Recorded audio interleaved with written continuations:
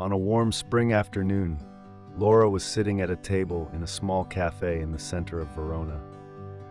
The sunlight filtered through the windows, illuminating her cup of tea as she watched the life that flowed outside, among tourists and passers-by. She had no idea that that day would mark the beginning of an unexpected chapter in her life.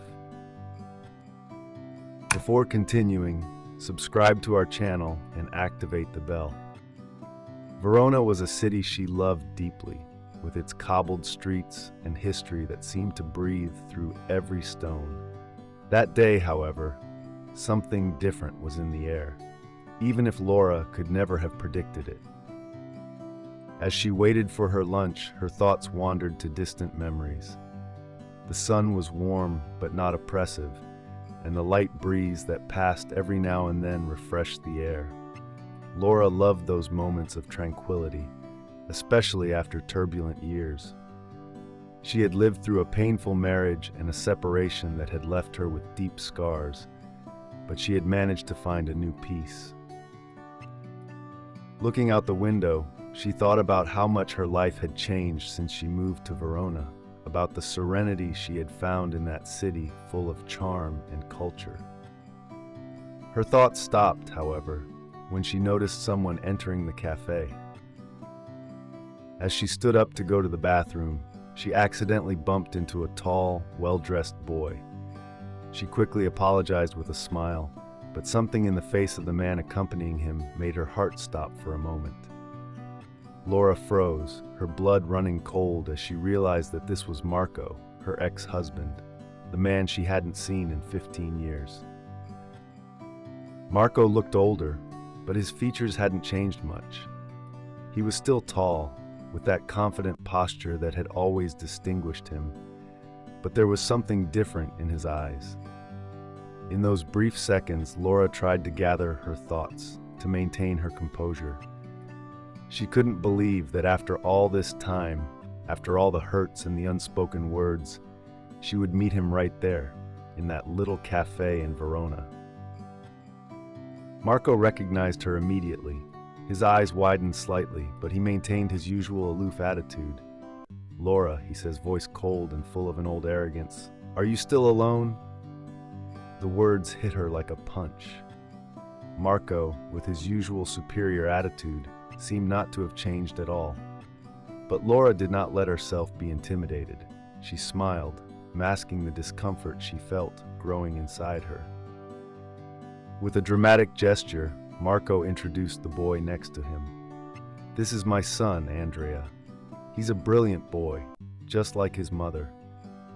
Marco's words were imbued with pride, and Laura couldn't help but notice the subtle allusion to her new perfect life. She felt the weight of the past on her, but at that moment she couldn't help but find a thread of irony in the situation. Just then, another young man approached Laura. "Mom, are you okay?" asked David, her son, in a warm and caring voice. Laura turned to him, a sincere smile lighting up her face as she saw him arrive. "Yes, Davide, everything is okay," she replied, giving him a loving kiss on the cheek. Then she turned to Marco, enjoying his surprised expression. "Let me introduce you to my son, Davide." Marco's face changed expression in an instant.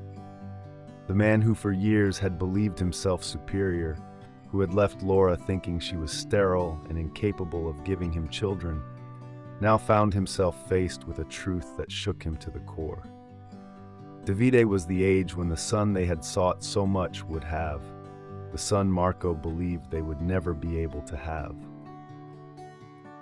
Marco was petrified. "How?" he began to ask, but the words seemed to escape him.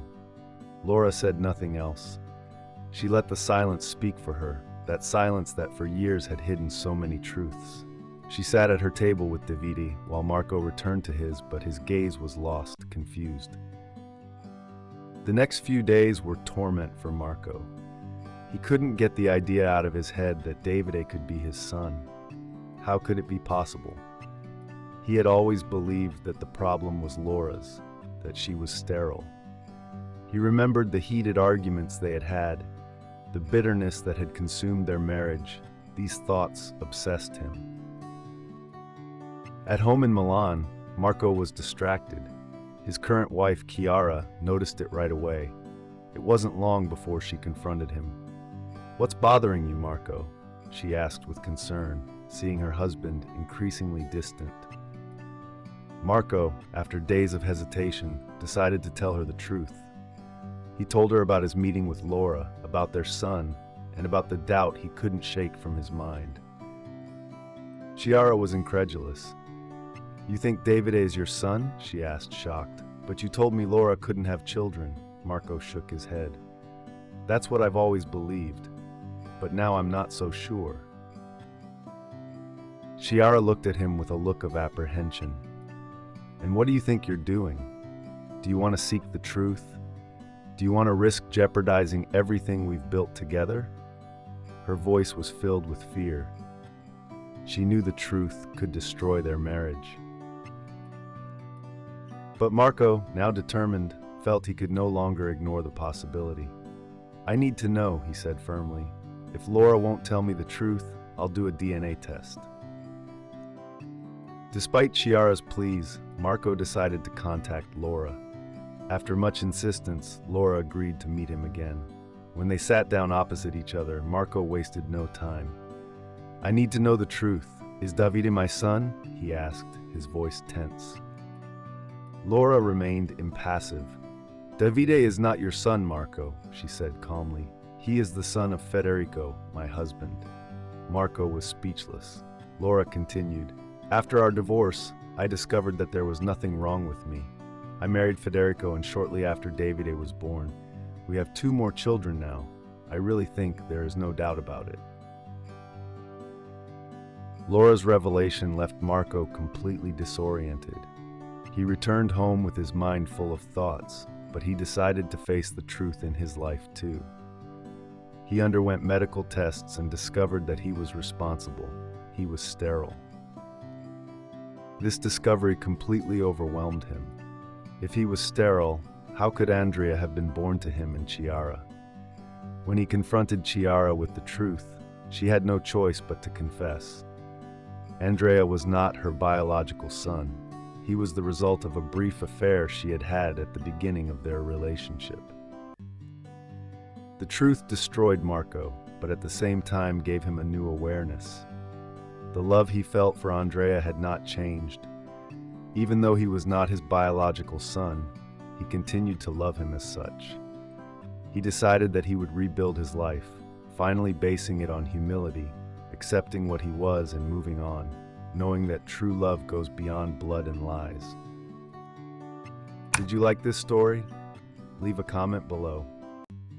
Thanks for watching the video till the end, and see you next story.